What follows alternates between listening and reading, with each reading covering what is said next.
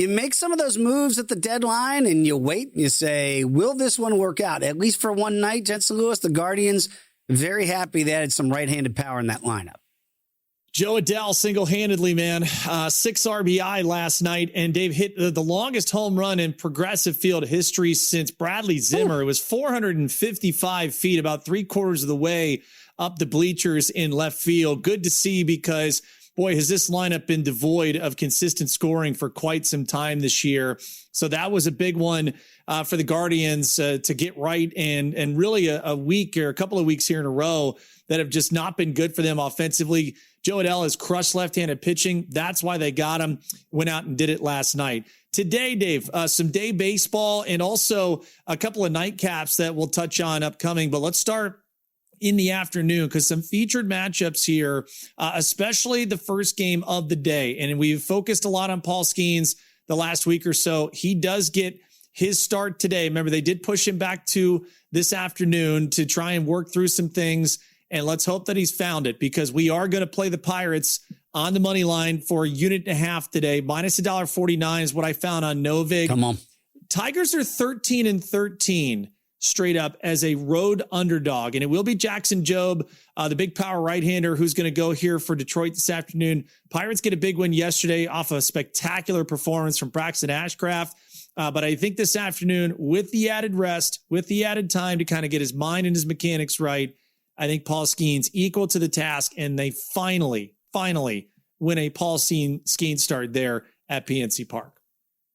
Oh, I hope you are right. I will be playing the Pirates as well today. Yesterday, I did have the over in the first half and the game, and Joe Adell got that for me single-handedly in the first 5, and then almost got it by himself for the full game. So that was nice. I did miss out on the Mets yesterday, and I keep seeing these highlights here at the Mid Gaming Hall here with Circus Sports behind me in Franklin, Kentucky. And Fernando Tatis was just a one-man wrecking machine yesterday against the Metropolitans, pulling back that grand slam from Francisco Lindor.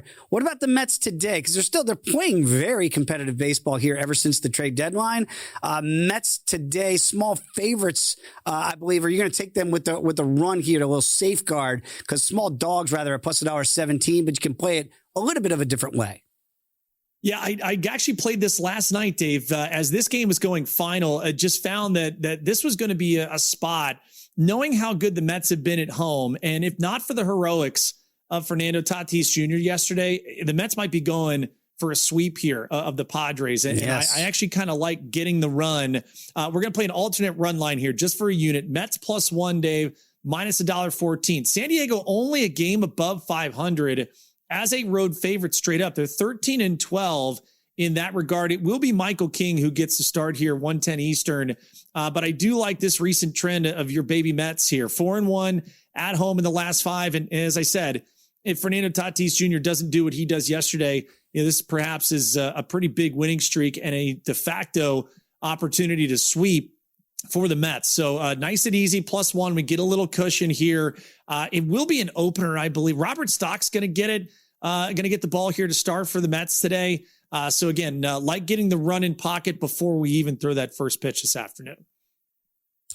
Love it. And you're right. The baby Mets have been a lot of fun to watch. That crowd's still showing up there. So a lot of things still to play for there at Citi Field. So hoping those Mets can get back on the good foot today. We keep talking about the M's. I mean, 22-0 yesterday. It just, I don't know what to make of this team at this point. I think we know what to make of the Brewers.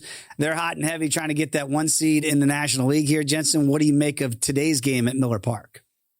Traditionally, after these big mammoth behemoth, insert adjective here for how large the win was for the Brewers yesterday, 22-0.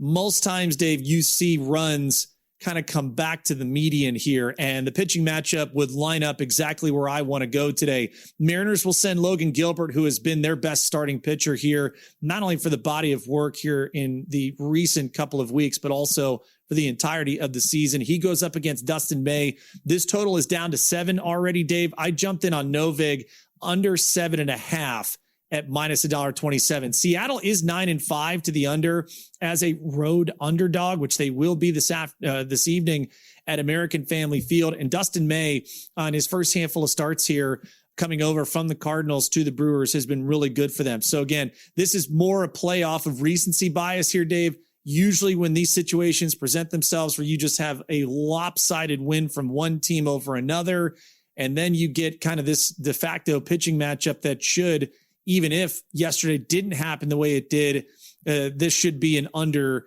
for both these starting pitchers have been able to pitch here as of late.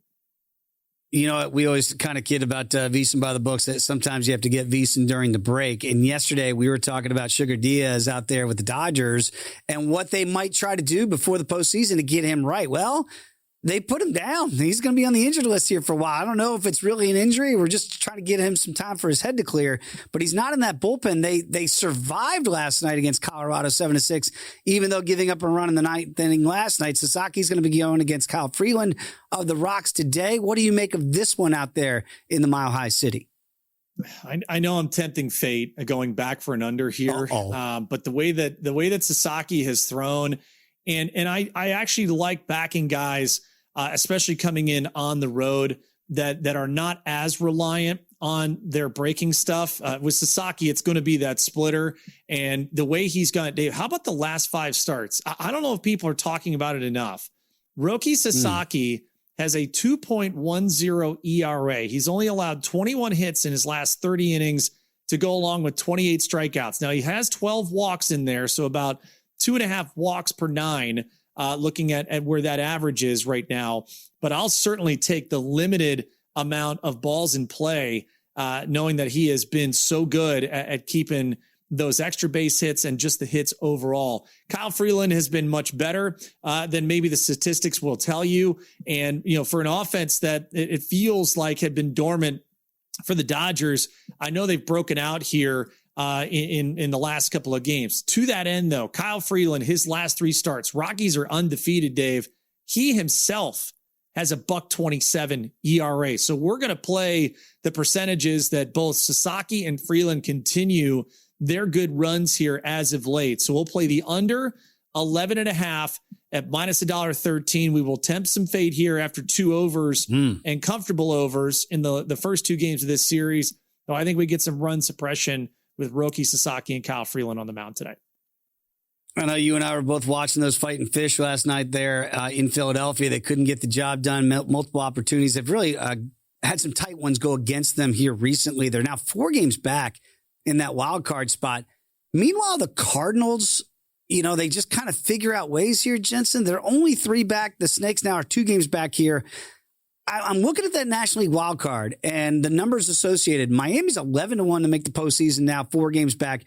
St. Louis is 3, and they're going up against Chase Burns today. That's going to be a really tough spot for Liberatore and company here in Cincinnati. But where are you in the Cardinals? Do you take them a little bit more seriously than maybe the betting market does? No, not at all. I don't think they have the staying power. It's a great story, but I don't think they have the horses to be able to get this thing across the line. Speaking of horses, biggest play so far for me in pocket. I know it has not been a great series for the Diamondbacks, and the Red Sox have taken it to this pitching staff the first couple of nights. We might be in again for some run suppression finally because of the matchup we have at Wrigley Field this afternoon. 2.5 unit play, Diamondbacks, Red Sox under 8.5 at minus $1.16. Arizona sending Brandon Pfaadt to the mound. Dave, 4 consecutive starts for Brandon Pfaadt without allowing an earned run. He has given up 1 run in his last 27 2/3 while only allowing 15 hits. Could you get better than that? Well, you're going to get close because Peyton Tolley, who's on the mound for the Boston Red Sox here this afternoon, how about a 1.78 ERA in his last 4 starts, 32 strikeouts in 25 1/3. 2.5 unit play, under 8.5 on getaway day here. Diamondbacks and Red Sox. Let's see some free air conditioning from Peyton Tolley. Let's see some quick and efficient innings from Brandon Pfaadt. Nice little tidy under for a multiple unit winner to get this thing going this afternoon. Get it in, get it out. Under 8.5 is Jensen's play there. 2.5 units for the D-backs and the Sox. And again, we know that Marte is not in Boston. That's what we do know. He's back allegedly in Arizona.